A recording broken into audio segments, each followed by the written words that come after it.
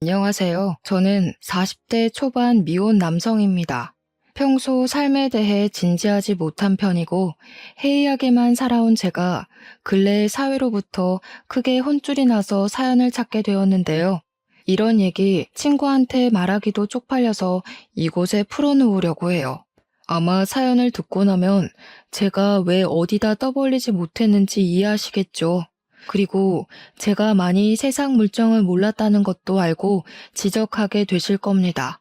누구에게도 말하지 못해 이곳에 풀어놓고 도망치듯 사라져버릴 저를 그래도 너무 따가운 시선으로만 보시지 않아 주셨으면 하네요. 저는 늦게나마 결혼할 사람을 만났습니다. 제가 나이 40살이 될 때까지 결혼을 하지 못했는데 그 때문에 집에서 잔소리도 많이 듣고 명절에 눈치도 많이 받았어요. 그래서 꼭 필요한 가족 행사가 아니면 저는 절대 집안에 발을 들이지 않았습니다. 뭐든 아무것도 참여 안 하고 그저 일만 하며 혼자만의 라이프를 즐겼죠. 저는 솔직히 30대까지만 해도 혼자 살아도 될 것 같다는 생각이 다분했던 사람입니다. 결혼에 대해 진지한 생각은 전혀 없었고 오히려 누군가의 삶을 책임져야 된다는 그 시작이 너무 부담스러웠어요. 그런데 의외로 40살이 되니까 청춘 때는 느껴보지 못한 고독감이 밀려오더라고요. 다른 분들도 저 같은 기분을 느낀 미혼 남녀가 있는지 궁금하네요. 뭔가 40살이 되니까 내 좋았던 시절은 다 끝난 것 같았고 그와 동시에 아무것도 읽어놓은 게 없는 것 같아서 갑자기 불안감이 솟았다고 할까요? 제 주변의 친구들은 대부분 결혼해서 토끼 같은 자식들까지 있거든요. 그걸 옆에서 보니까 더 싱숭생숭했던 것 같습니다. 근데 이마저도 30대 때는 친구들 결혼이 안 부러웠어요. 아마 더 이상 자율적이지 못한 친구들의 일상이 제게 좀 영향을 주지 않았나 싶네요. 옛날에는 친구들을 만나도 다 같이 먹고 늦게 귀가하며 즐기는 분위기였는데 이젠 가정이 생긴 친구들을 불러내는 것도 눈치가 보이는 나이가 되었잖아요. 그게 딱 제 나이에 싱글인 사람의 마음이 아닌가 싶어요. 제가 점점 혼자 보내는 시간이 많아지다 보니 집 회사 말고는 딱히 하는 게 없어서 나중에는 집에서 놀 만한 취미를 찾기까지 했는데요. 그렇게 발 담가 본 곳이 인터넷 채팅이란 것이었습니다. 어릴 때는 친구들이 있으니까 굳이 모바일 선상으로 친구를 사귈 필요성을 못 느꼈는데 당시에는 무관심했던 저의 마음을 혹하게 했을 정도로 그런 취미까지 들여다보게 되었어요. 그곳은 남녀 어울리며 친구를 만드는 커뮤니티였는데 집중해서 참여하다가도 순간적으로 현실 파악이 되어 제 스스로가 한심하다는 생각도 잠깐씩 들었습니다. 들으시는 분들도 참 나이 먹고 할 짓 없다 생각할 수 있겠지만 제게는 당장 취미거리를 통해 저의 회의감을 달래는 게 우선이었어요. 그리고 그곳에서 만난 여자가 있는데 저보다 10살은 어린 아가씨였습니다. 10살이면 사실 살아온 세대가 다른 수준이라 공감대가 잘 없을 거란 말이죠. 그런데 그런 것 치곤 생각보다 대화가 잘 통해서 그분과 꽤 채팅을 많이 했었어요.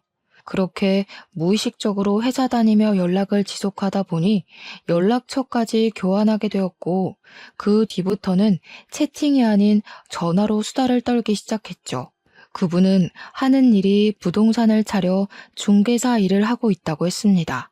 어린 나이에 자기 앞으로 된 부동산이 있다는 것이 정말 대단해 보였어요. 갖고 있는 집도 2채라고 하네요.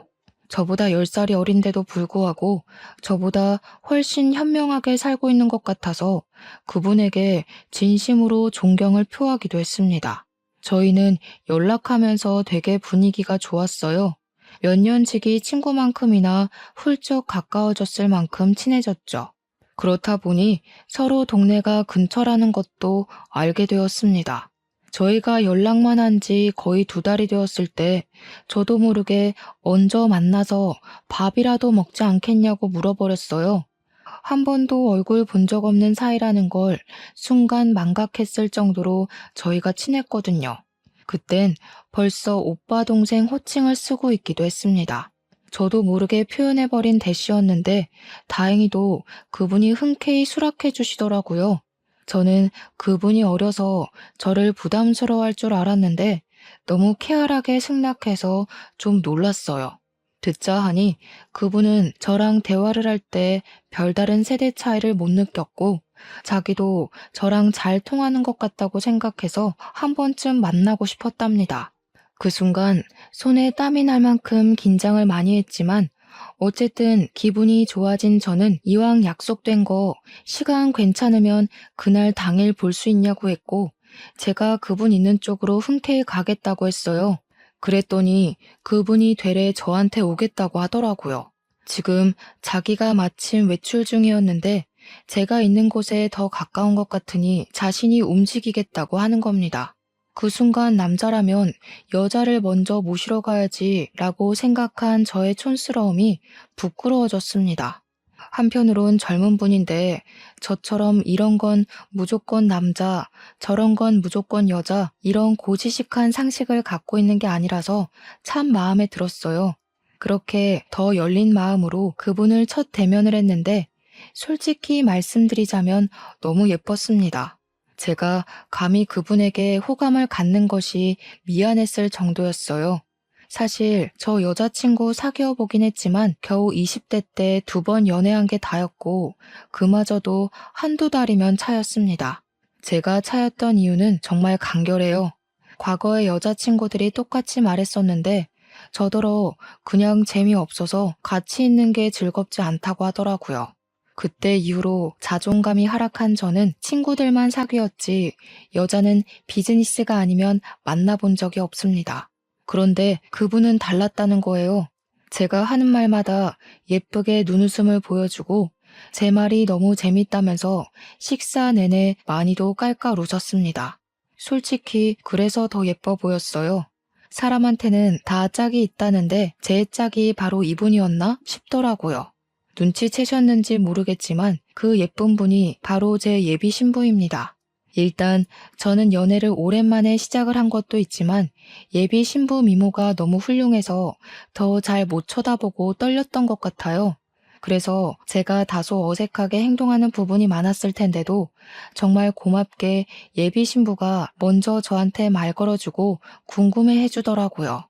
한결같이 저를 재밌다고 해주는 예비 신부 덕분에 저도 자신감을 얻어서 좀 마음을 편히 먹었던 것 같아요. 저희는 한번 만나기 시작해 그 뒤로도 자주 만났어요. 사회 친구라고 해야 할까요? 서로 본가랑 멀리서 독립하고 있는 데다가 친구들 만나기가 어려운 실정인 게 공통점이었거든요. 그러다 보니 또 저희 둘 다 미혼에다가 애인이 없다는 것도 자연스럽게 눈치채게 되었어요. 예비 신부는 미모와 달리 참 털털한 성격이었습니다. 뭐든 남자라고 이러쿵저러쿵 다 해줘야 된다는 발상은 전혀 없었고 자기가 알아서 먼저 계산도 하려고 했고 연락도 먼저 하는 것에 서슴지 않아 했어요.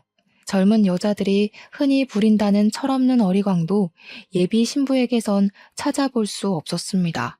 말 그대로 참 성숙한 사람이었죠. 그래서 무엇보다 남자가 굳이 여자를 집에 데려다 줘야 한다는 생각도 별로 안 좋아하더라고요. 그것 때문에 저는 예비 신부를 한 번도 집까지 데려다 줘본 적이 없어요.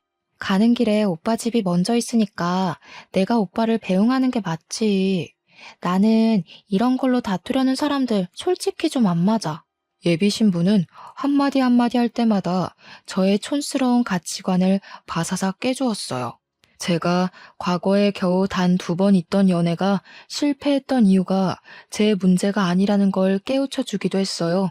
그 어린 친구에게 참 배울 것이 많았죠. 어쩜 그리 말을 잘하는지, 직장에서 어떤 모습일지 안 봐도 상상이 가더라고요. 그럴수록 예비 신부는 저한테 과분한 존재가 되었어요. 예비 신부에 비해 제 몰골이 좀 떨어지는 편이라서 솔직히 저는 첫 만남이 곧 마지막 만남이 될 줄 알았는데 그게 아니라는 게 신기했죠.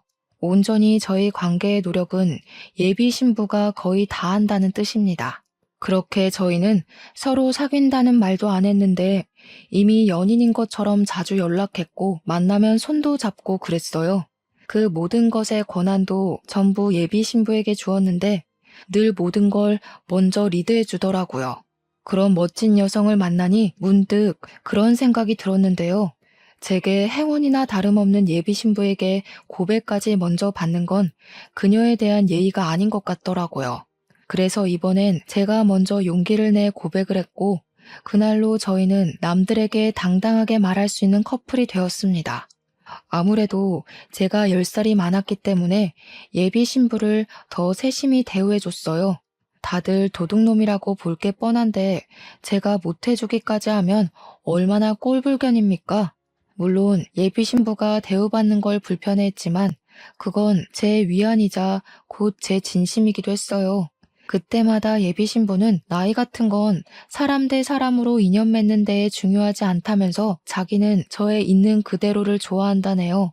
이런 고백을 거의 매 순간 들었는데 솔직히 축복받았다고 해도 되지 않겠습니까? 친구들은 제가 여자친구 생긴 걸 알고 사진을 보더니 난리 폈어요.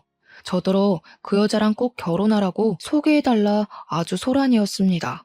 그렇게 대단한 여자 만나려고 여태까지 싱글이었던 거냐면서 축하도 많이 받았죠. 예비 신부를 단지 예뻐서 사귀는 건 아니지만 그 순간엔 얼마나 어깨가 으쓱 올라갔는지 몰라요. 그래도 정작 예비 신부 앞에선 100번 조심하는 게 저였습니다. 이렇게만 계속 조심을 했다면 얼마나 좋았을까요? 제가 예비 신부가 주는 행복에 겨워 그만 실수를 하고 말았는데요. 당황스럽게도 제가 예비 신부를 혼전 임신을 시켜버린 겁니다. 예비 신부가 말해주기 전까지는 당연히 모르고 있었는데 퇴근하고 통화로 전달을 받았어요. 그 사실을 처음 들었을 때는 솔직히 실수가 맞긴 했지만 한편으론 무척 기뻤습니다. 기뻤던 건 제가 아빠가 될 수 있다는 것에서 왔고 불안감은 당연히 예비 신부의 반응이 어떻게 나올지 모르기 때문에 밀려왔습니다. 그렇다 한들 저에게 무슨 선택권이 있었겠습니까? 예비 신부가 출산을 하겠다고 하면 제가 물심양면 예비 신부를 모시겠지만 만약 아이를 포기하고 싶다고 한다면 저는 강하게 설득할 주제가 못 된다고 봤어요. 결혼 약속도 안 한 사이였는데 결혼 정년기가 빠듯한 저와 달리 예비 신부는 제가 아니더라도 더 잘난 놈들 수십 명은 더 만날 기회가 있는 사람이잖아요. 그저 집안이 유복한 것 말고는 평범하게 회사 다니는 제가 10살이나 어린 예비 신부에게 내세울 수 있는 건 그저 그녀의 뜻을 다 존중해 줄 수 있다는 마음뿐이었습니다. 예비 신부는 그날 임신 고백을 하고 생각을 좀 해봐야겠다며 전화를 끊더니 한 이틀은 연락이 없었어요. 그리곤 연락 끊긴 3일째 되는 날 다시 전화가 왔습니다. 나 오빠 부모님께 인사드리고 싶어. 아무리 그래도 애를 포기하는 건 차마 도리가 아닌 것 같아. 오빠를 아직 좋아하고 있기도 하고. 정말? 그 말은 나랑 결혼할 생각까지 했다는 거야? 진짜 나랑 결혼할 생각이 있어? 그런 책임감 없이 우리 아이 이대로 포기하려고 했어? 아무리 내가 오빠를 좋아한다고 해도 그런 마인드 가진 남자라면 나 좀 고민될 것 같은데? 아니, 그럴 리가 없지. 진짜 고마워, 자기야. 내가 평생 잘할게. 내가 아무래도 말년의 복을 받을 팔자인가 봐. 어떻게 자기 같은 훌륭한 여자랑 아이까지 얻었는지 모르겠다. 그날 저는 예비 신부에게 청혼을 받은 거나 다름없었습니다. 여자한테 먼저 저런 용기를 내게 하다니. 남자로서 진짜 멋대가리 없다고 생각하실 거예요. 네, 저 멋대가리 없는 놈 맞습니다. 그래서 놓친 인연이 여럿 있었고 다시 연애 쪽엔 돌아보지도 못할 만큼 좋아했었어요. 저도 그런 제 자신을 잘 알아서 그날 이후 완전히 다른 사람이 되겠다고 마음을 먹었습니다. 앞으로 제가 사랑하는 여자와 아이를 위해서 집안의 가장다운 남자가 되겠다고 다짐을 했었죠. 평생 독거노인 삶이나 살다 갈 줄 알았던 제게도 결혼이란 선물이 올 줄은 몰랐고 친구들이 결혼을 하면서 안정적인 감정이 느껴진다는 이해할 수 없는 소리를 했던 것도 전부 다 알 것만 같아 종일 기분이 붕 떠있기도 했습니다. 예비 신부 전화를 끊고 나서 저는 엄마한테 바로 전화해 결혼할 여자가 있다고 밝혔어요.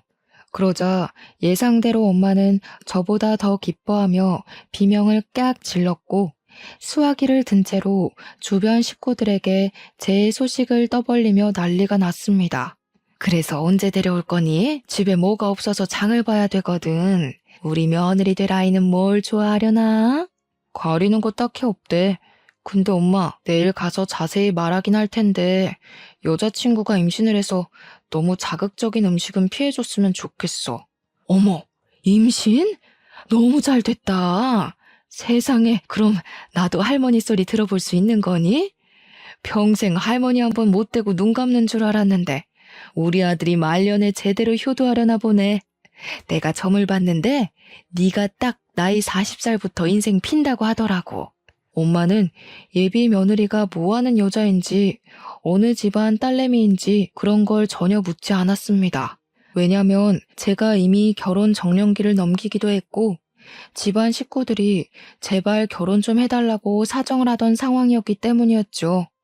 사촌들까지 다 합쳐서 저만 결혼을 안 하고 있었으니 얼마나 다들 애가 탄다고 했다고요.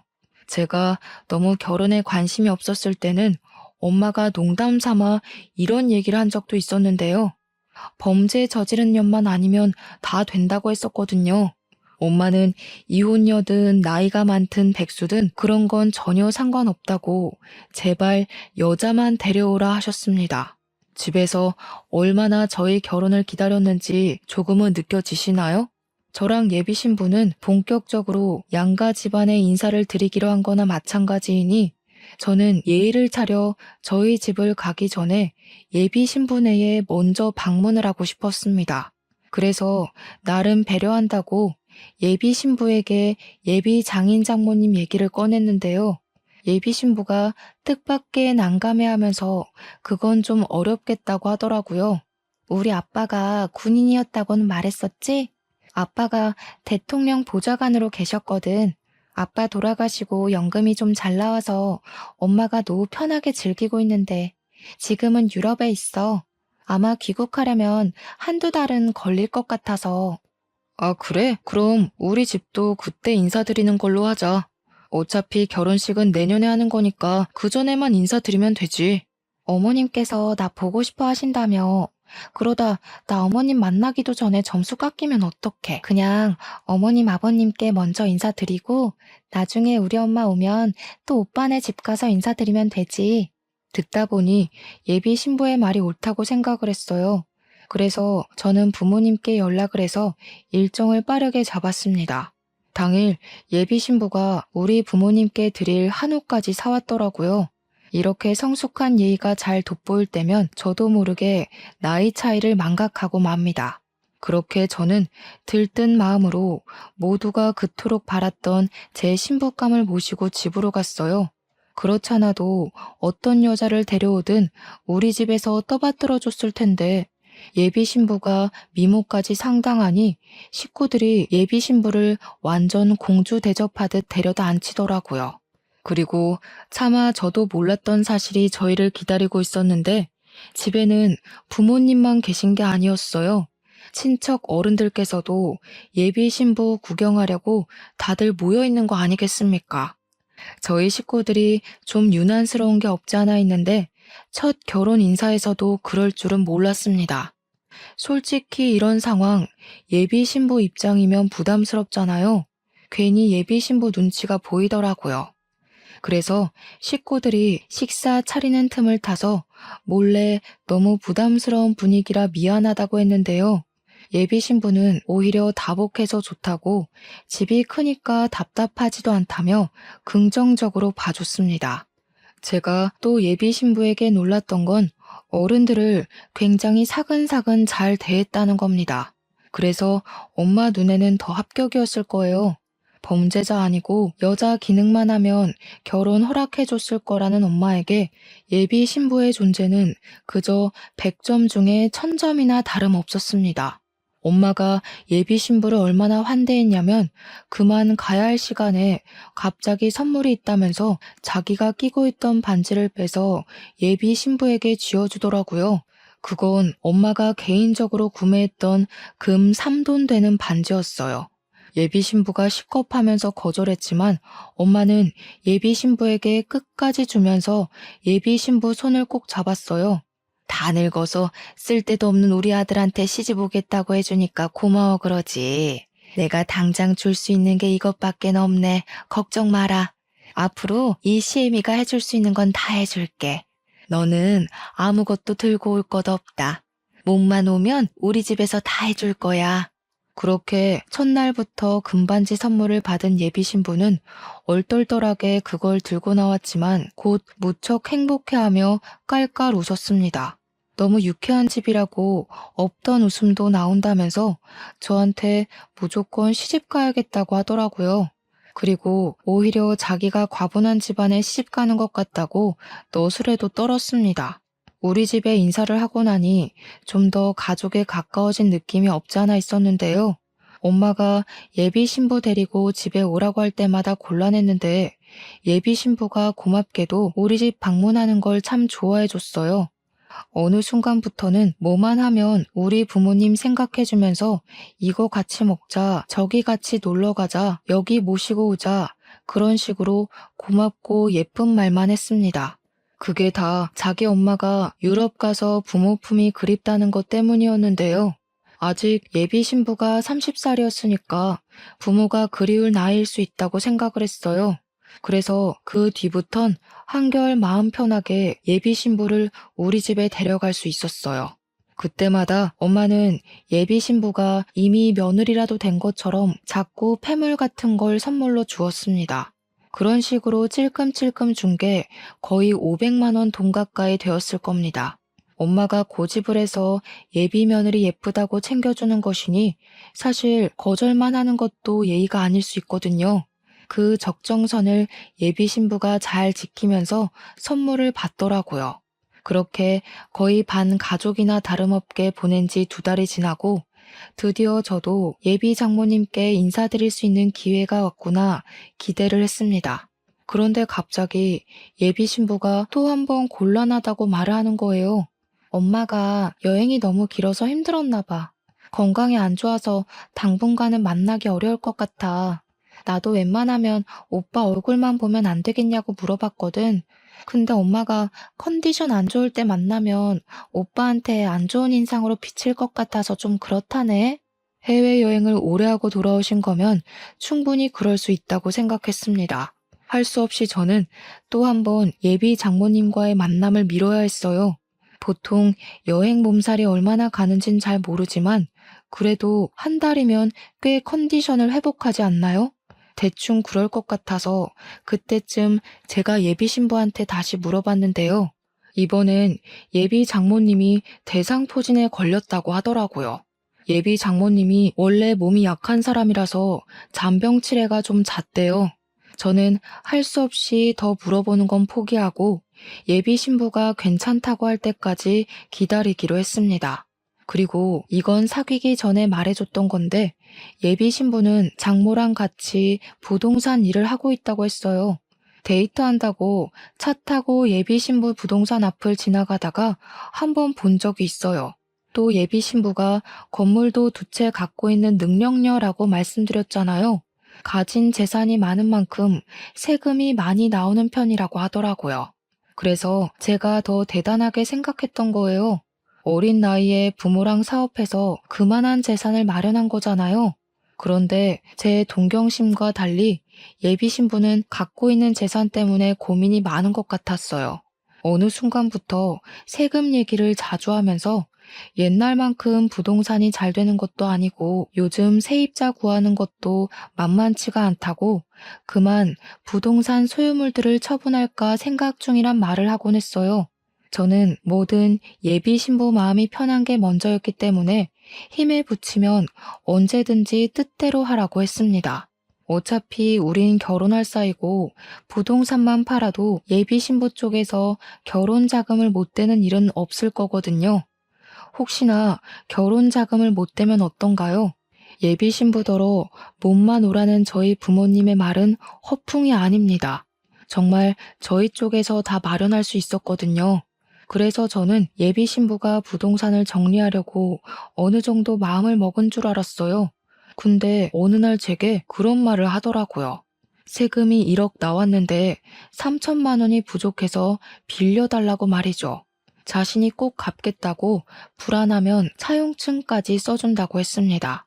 갑자기 3천만 원을 빌려달라고 하는 건 좀 당황스러웠지만 그렇다고 결혼할 사이에 뭘 차용증까지 쓰나 싶었어요. 제가 예비 신부 사정을 모르는 것도 아니었고요. 그래서 저는 알겠다고 했고 제 목돈 통장에서 3천만 원 이체시켜 주었습니다. 예비 신부는 제 덕에 급한 불 껐다고 정말 고마워했어요. 당시 저도 함께 안심을 했었죠. 그런데 문제는 예비 신부가 돈을 빌려달란 행각이 이게 끝이 아니었다는 겁니다. 그 다음 제게 또 돈을 빌려달라고 한 적이 있었어요.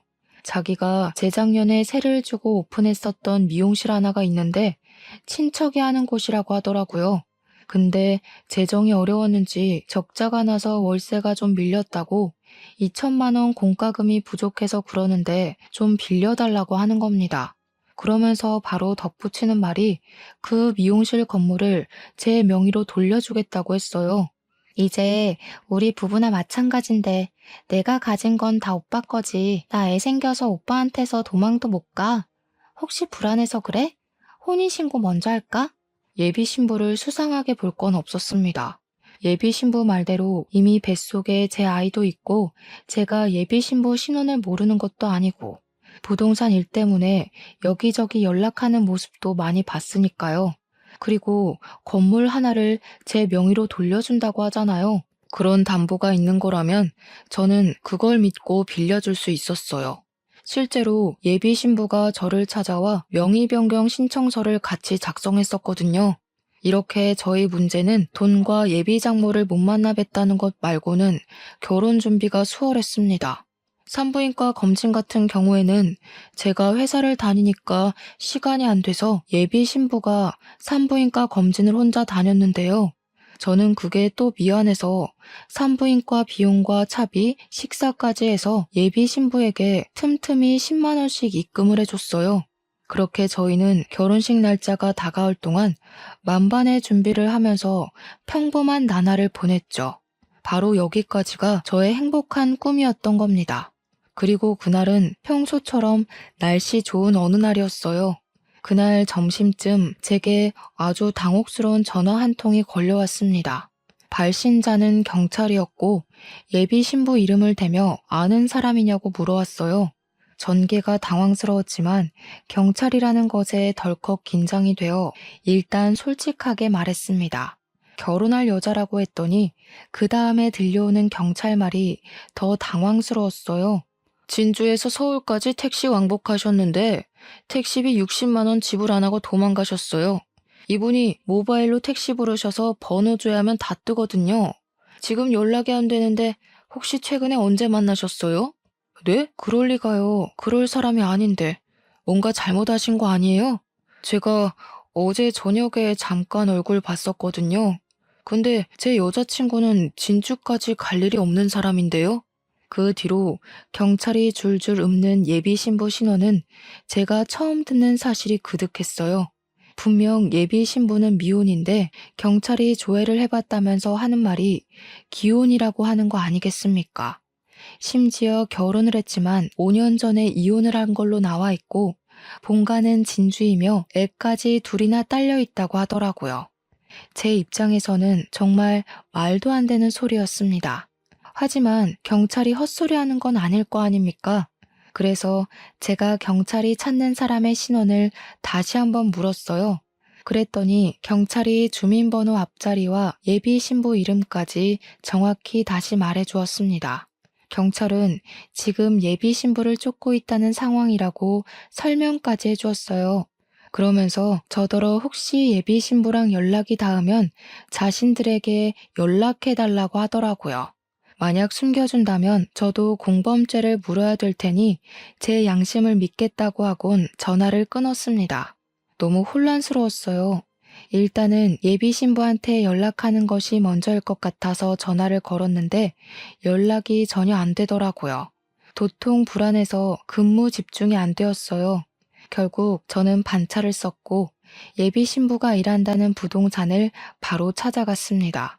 근데 부동산 일하는 사람 말이 저의 혼란스러움을 더 가미시켜 주었어요.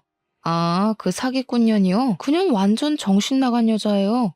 우리 부동산 빚 매물에서 제멋대로 집주인인 척 계약자들 돈 받아먹고 잠적했다니까요? 그년 때문에 우리 부동산 영업정지까지 당해서 진짜 짜증났거든요. 근데 또 우리 부동산 이름 팔아먹고 다녀요? 그년 어딨어요? 아구창을 확 찢어버려야겠네.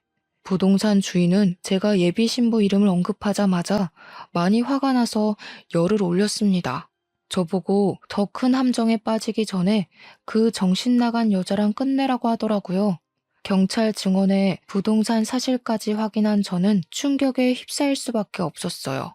더 이상 예비 신부를 믿을 만한 구석은 찾아볼 수 없는 상태였고, 그동안 예비 신부가 제게 했던 눈속임의 말들이 파라노마처럼 지나갔습니다. 저는 대체 누구를 만나서 사랑을 키웠던 걸까요? 예비 신부랑 같이 지냈던 세월들에서 진심이 아니었던 적이 없는데, 제가 들은 말들이 전부 예비 신부의 실체라면 그럼 예비 신부는 저한테 전부 거짓이 아니었던 적이 없다는 것 아닙니까? 요즘 사람들 무섭다는 말은 많이 들었지만 제 예비 신부는 다르다고 봤습니다. 젊은 사람치고 현명하고 부지런히 잘 살아왔다고 생각해 진심으로 존경했는데 그저 그런 번지르르 했던 그 말들이 전부 가짜였다는 거고 이런 사기를 치다 보니 언변이 뛰어났다는 거네요. 실체를 알면 알수록 무서운 여자였습니다. 기가 막혀서 웃음도 안 나오더라고요. 내가 얼마나 여자를 안 만났으면 고작 어린애 장난질에 속아 넘어갔을까 한심했어요. 그저 결혼에 눈이 멀어서 정작 분별력이 바닥났던 제 자신이 창피했습니다. 그래서 더 예비 신부를 용서할 수 없었어요. 나이 먹고 바보같이 속아 넘어간 저도 문제지만 사람 진심 가지고 사기치고 돈을 갈취하기 위해 연기를 한 예비 신부도 만만치 않게 문제 아니겠습니까? 저는 바로 다시 경찰에 연락을 했어요. 예비 신부 본가를 찾으려고 하니 진주에 있다는 집 주소 좀 알려달라 했습니다. 그리곤 급하게 KTX까지 타고 가서 진주 방문했어요. 경찰이 알려준 곳을 찾아갔는데 눈앞에 나타난 집은 웬 빈민촌 같은 주택이었고 보안이 굉장히 후진 곳이었습니다. 제가 문소리를 내며 들어가니까 다 부서질 듯한 방문을 열고 한 4살, 5살로 보이는 아기들이 뛰어나오더라고요. 아무래도 자기네들 엄마가 온 줄 알고 나온 듯 했는데 낯선 아저씨가 서 있으니까 깜짝 놀라서 다시 방으로 도망쳤습니다. 그리고 애들의 부름을 받고 뒤이어 나온 사람은 꾀지지한 아기들과 달리 싸구려 명품을 걸친 아저씨였어요. 저더러 누구냐고 물어보길래 예비 신부 이름을 말하면서 나한테 사기친 년 잡으러 왔다고 경찰한테 이미 예비 신부 실체를 다 듣고 왔으니 예비 신부 어딨는지 불라고 했습니다. 그러자 갑자기 아저씨가 혼자서 눈치를 막 보더니 맨발로 뛰쳐나와 저를 밀치고 도망을 가는 겁니다. 쫓아가려 했지만 남겨진 아기들 때문에 그러지도 못했어요. 결국 저는 진주 경찰에 연락을 해서 아기들을 봐줄 부모가 없다고 신고를 했고 이 집을 뛰쳐나간 아저씨까지도 신고 접수를 하였습니다. 그리고 저는 경찰이 오는 동안 그 집을 좀 뒤졌어요. 이 집은 계속 무방비하게 방치되어 있었다 보니까 뒤지는 족족 예비 신부의 실체가 나오더라고요. 이 아기들은 정말로 예비 신부의 애들이 맞았고 구석구석에서 나오는 병원 진단서나 껍데기뿐인 통장, 오래된 가족관계 증명서 등등 예비 신부가 어떤 사람인지 알 수 있을 만한 정보들이 가득했어요.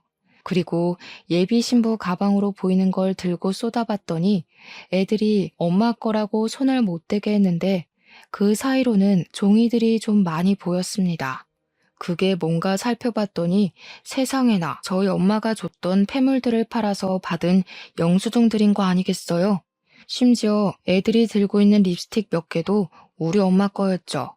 저희 엄마가 명품 립스틱 아니면 잘 바르질 않는데 어느새 그걸 홀랑 훔쳐온 건지 아무래도 예비 신부는 젊어서 좋은 머리를 이런데 굴려 써먹고 살았나 봐요.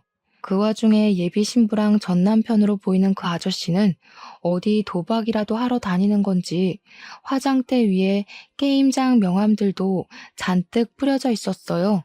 정말 사람 같지 않은 분위기가 물씬 풍겼고 결코 어린아이들이 살 수 있는 곳이 아니었습니다. 경찰이 집을 오고 난 뒤 저는 제 사정과 이 집 사정을 다 밝히면서 조사를 부탁했어요. 그리고 아이들이 이곳에 계속 있어선 안 된다는 것까지 설명해 드렸습니다. 그 사이 얼마 못 가 도망쳤던 아저씨가 붙잡혔다는 연락을 받았어요. 저는 경찰분들께 아이들을 잘 부탁한다고 인사드리고 자리를 떴습니다. 끝내 모든 걸 털린 예비 신부 또한 서울경찰서로 연행되었다는 연락이 왔네요. 일단은 아저씨한테 확인할 게 있어서 먼저 갔더니 당황스럽게도 아저씨는 저보다 어린 사람이었습니다. 그리고 이건 예상했지만 예비 신부의 전 남편이라고 하더군요. 저는 당장 그 남자의 멱살을 잡고 일으켜서 도대체 무슨 생각으로 남의 인생 말아먹게 했냐면서 소리를 쳤어요. 그랬더니 그 남자가 하는 말이 우습더라고요. 자기는 그저 예비 신부가 시키는 대로 했을 뿐이고 이혼을 한 것도 세금을 줄이기 위해서 어쩔 수 없이 한 거라고 했습니다. 어린애들 먹여 살리려면 먼 수를 써서라도 돈이 많이 남는 방법을 연구해야 되지 않겠냐고 뻔뻔하게 나오더군요. 자기 동네 사람들 사이에선 유명한 방법이라고 구청에서 알아도 걸리지만 않으면 별말 안 한다면서 아무렇지 않게 범법적인 말까지 내뱉더라고요. 그러니까 결국 이 남자도 예비 신부와 같이 저를 속이는 일에 공모를 했던 것 같습니다. 돈이 없으니 순진한 사람 아무나 붙잡아 삥 뜯어서 살림을 유지하고 있었던 거였어요. 저는 그저 예비 신부에게 물주었을 뿐이었죠. 그렇게 돈을 뜯어갔으면 애들이라도 제대로 키웠어야지. 허름한 집과 형편이랑 안 어울리게 예비 신부는 너무 치장을 하고 다니는 사람이었습니다. 부물한 것들만 번쩍번쩍하고 그 집 애들은 다 늘어난 내복을 입고 있고 남의 등 처먹는 걸 뻔뻔하게 취하는 걸로 모자라 부모로서의 상식도 없는 연놈들인 것 같아서 저는 더 주체할 수 없이 화가 났어요. 이런 뇌 없는 사람들한테 제대로 놀아난 거잖아요. 제가 얼마나 사회에 대한 경계가 없었으면 그런 실수를 다 했을까요? 저는 결국 반성 없이 변명만 하고 있는 예비 신부 전 남편을 향해 주먹을 내리꽂아 줬습니다. 감옥 가면 당분간 네 마누라 얼굴 못 볼 텐데 그럼 돈 쥐어줄 사람도 없겠네. 더 이상 싸구려 명품 못 걸쳐서 어쩌냐? 내가 네 마누라랑 결혼하면 나중엔 나한테 해코지해서라도 내 재산을 가져갔겠다? 그 전에 콩밥 처먹게 될 줄은 너희들도 몰랐겠지. 쉽게 살려고 하면 결국 이 꼴 나는 거야. 너희들 같은 쓰레기는 커서도 부모 대접 기대하진 말아야겠다. 저는 경찰에게 공범에게 줄 수 있는 아주 큰 형량을 부탁했고 바로 급하게 서울로 올라갔습니다. 예비 신부가 있다는 경찰서로 가면서 예비 신부를 사기죄와 절도죄로 고소를 해버렸어요. 경찰서에 가니까 예비 신부가 고개를 푹 숙이고 앉아 있더라고요. 보나마나 저런 것도 연기겠죠. 이건 제가 그 자리에 가서 들었던 건데 경찰 말로는 예비 신부가 거짓말했던 사실 중에 임신도 포함이었다고 하더라고요. 거기다 또 하나, 저랑 같이 작성했던 미용실 명의 변경 신청서도 가짜였대요. 대체 저는 세상을 얼마나 물러봤던 걸까요? 어쨌든 특히 임신이 제게 좀 더 충격을 주었어요. 저희 엄마는 예비 며느리도 좋아하셨지만 손자 때문에 더 기뻐했었거든요. 제 안목이 개떡 같았던 탓에 본의 아니게 불효를 저지르게 되어 그것 때문이라도 저는 더 예비 신부에게 화가 났습니다. 저는 예비 신부한테 인사도 하지 않고 바로 그녀 멱살을 잡았어요. 너 도대체 뭐야? 처음부터 도둑년이었던 거야? 내 돈 빼먹고 네 입에 풀칠하려고 접근했던 거냐고. 어떻게 사람이 돼서 그 정도로 낯짝 두꺼울 수가 있어? 한두 번 사기친 것도 아니지. 겨우 이따위로 살아온 게 진짜 네 모습인 거냐? 예비 신부는 제가 침을 튀기면서 목청을 높여도 그저 택시비만 아니었으면 나한테 들통 안 날 수 있었다는 둥, 택시를 모바일로 부르는 게 아니었다는 둥, 제 귀를 의심할 만한 멍멍이 발언을 서슴지 않았습니다. 그것에 더 성질이 난 저는 다시 한번 예비 신부를 몰아붙이며 목에 핏대를 세웠어요. 그래, 카드값 급해서 그랬다. 원래 사람이 돈 없으면 물불 안 가리는 거야. 오빠는 잘 살아서 모르겠지. 우리 같은 거지 새끼들은 사기라도 안 치면 못 먹고 살아. 그건 그냥 굶어 죽으라는 거나 마찬가지라고. 그래서 내가 오빠 돈 공짜로 타갔어? 몸 대줬잖아. 솔직히 여자로서 내가 더 손해 아닌가? 믿을 수 없을 만큼 저렴하고 파렴치한 발언에 저는 결국 예비 신부 얼굴에까지 손을 대고 말았어요. 온 힘을 다해서 예비 신부의 귀싸대기를 날려 잡아뜨리고 그녀 머리채를 잡고서 다시 얼굴을 마주했습니다. 제가 좋아했던 사람이 맞나 싶을 정도로 얼굴색이 변해 있더라고요. 그간의 세월이 무색하게 날아가 버린 것 같아서 그 순간 살짝 눈시울이 붉어졌던 것 같아요. 내가 너한테 어떻게 했는데, 우리 식구들이 너한테 얼마나 잘해줬는데, 아무리 거지같이 살아도 사기는 치지 말았어야지. 너 같은 애는 애를 낳지 말았어야 했어. 어떻게 니까짓 게 부모를 해? 애들 앞에서 쪽팔리지도 않냐? 아, 걔들? 걔들도 나름 걔들 몫을 해. 걔들 때문에 깜빵 가도 형량이 적거든. 자식이 돼서 엄마한테 그 정도 역할을 해주니까 나도 부모로서 먹여주고 재워주는 거지. 예비 신부는 제게 이미 실체가 들켜버린 이상 저는 안중에도 없는 사람이 되어버렸습니다. 더는 제 앞에서 가면을 쓰지 않았고 폐기 처분해야 할 인성을 무수히 많이 보여주었어요. 폐륜적인 발언 또한 경찰이 듣든 말든 상관하지 않는 것 보니 이렇게 경찰서에 잡혀오는 것이 전혀 무섭지 않은 것처럼 보이기도 했습니다. 역시나 경찰 말로는 예비 신부가 택시비처럼 사사로운 절도죄를 조금씩 저질러서 몇 건 정도 경찰서에 들락날락했던 전적이 있었다고 하더라고요. 저한테 그 소리를 해주는 경찰에 대고 예비 신부가 절도 횟수를 정정하는 당당한 태도를 보이길래 저는 더 이상 참지 못했어요. 어떤 경찰이 마시려고 들고 오던 믹스커피를 뺏어서 예비 신부 얼굴에다 쳐뿌렸습니다. 예비 신부가 소리치며 콩콩 뛰고 난리가 났더라고요. 그 와중에 저더러 상해죄로 고발할 거라면서 악을 쓰며 비명을 지르는데 경찰이 물티슈로 예비 신부 얼굴을 맞추더니 너 같은 년은 상해죄 접수 안 먹힌다고 입을 막아버렸습니다. 그리고 저는 마지막으로 예비 신부에게 경고를 했죠.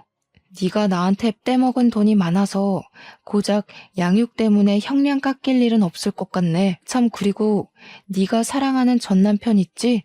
네 탓하고 난리가 났더라. 아무래도 그쪽은 너한테 전부 덮어씌우고 형량 깎으려는 것 같던데? 뭐 누가 형량을 더 받든 억울할 필요는 없겠다.